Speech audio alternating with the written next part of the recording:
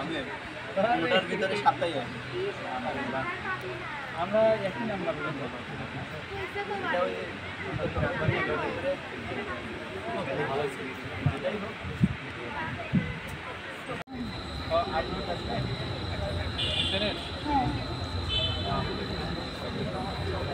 আছে আপনাদের ডিপার্টমেন্ট থেকে অনেকে আমাদের ফ্যামিলি আছে। আমার সেক্রেটারি মুজাহিদ ফয়সাল তো আপনার সবচেয়ে বড় ভাই, শিবিরের সেক্রেটারি, পরিচিত হবেন, সমস্যা নেই। আর বলতে অবশ্যই ভালো মনে করলে দিবেন, দোয়া করবেন আমাদের। এখন তো ইসলামিক স্টাডিজের যারা ছাত্রছাত্রী এদেরকে সবাই শিবির ছাত্রী সংস্থা মনে করে যে এই ডিপার্টমেন্ট থেকে, কারণ এই ডিপার্টমেন্ট থেকে বেশি আমাদের সংগঠনের জনশক্তি তো, তাই এটা আল্লাহর রহমত আর কি। দোয়া করবেন আমাদের জন্য। হ্যাঁ, আপনার ডিস্ট্রিক্ট কোথায়? আপনার আপনার কোথায়?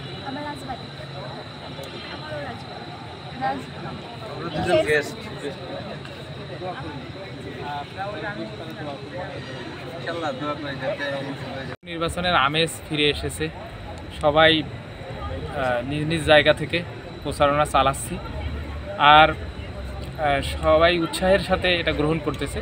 যেহেতু ৩৫ বছর পর নির্বাচন হচ্ছে, স্বভাবতই আমেজটা, আনন্দটা অনেক বেশি।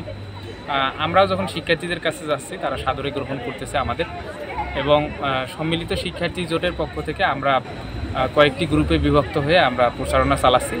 শিক্ষার্থীরা বিভিন্ন জায়গায় বসে আছে, আড্ডা দিচ্ছে, সেই জায়গাগুলোতে আমরা যাচ্ছি, তাদের ভোট চাচ্ছি, দোয়া চাচ্ছি। আশা করি রাষ্ট্র নির্বাচনটা সবাই মিলে আমেজপূর্ণ হবে ইনশাআল্লাহ। আচরণবিধি যেটা দিয়েছে এটা মেনে চলাই ভালো, এটার মধ্যে থেকেই প্রচারণা চালানো ভালো, না হলে বিশৃঙ্খলা তৈরি হবে। আমরা দেখতে পাচ্ছি গতদিন ব্যালট পেপার দেওয়ার পরে ইতিমধ্যে কয়েকটি ছাত্র সংগঠনের নেতাকর্মীরা তারা আচরণবিধি লঙ্ঘন করে ফেলেছে। এটা উচিত হয়নি। আচরণবিধির মধ্য থেকেই প্রচারণা চালানো ভালো। তবে এরকম বিধিনিষেধও থাকা উচিত হবে না, যেটার মাধ্যমে আমরা শিক্ষার্থীদের কাছে পৌঁছাতে পারবো না। কারণ শিক্ষার্থীদের কাছে তো সকল প্রার্থীদের পৌঁছাতে হবে, তাদের পরিস্থিতিটা তুলে ধরতে হবে। যেহেতু 43টা ভোট দিতে হবে একজন শিক্ষার্থীকে, তাদের ব্যালট নাম্বার এবং তাদের নাম মনে রাখা শিক্ষার্থীদের জন্য আসলেই কঠিন। এজন্য প্রচারণার সময় আরও আগে থেকে দিলে ভালো হতো। যেহেতু প্রচারণার সময়টা কম পেয়েছি, এজন্য প্রশাসনের প্রতি অনুরোধ থাকবে যে এরকম বিধিনিষেধ দেওয়া উচিত হবে না, যেটার কারণে আমরা শিক্ষার্থীদের কাছে পৌঁছাতে পারবো না। আচরণবিধির ক্ষেত্রে অবশ্যই আমরা বলি যে কড়াকড়ি নিয়ম থাকা উচিত নয়, আমি আগেও বলেছি।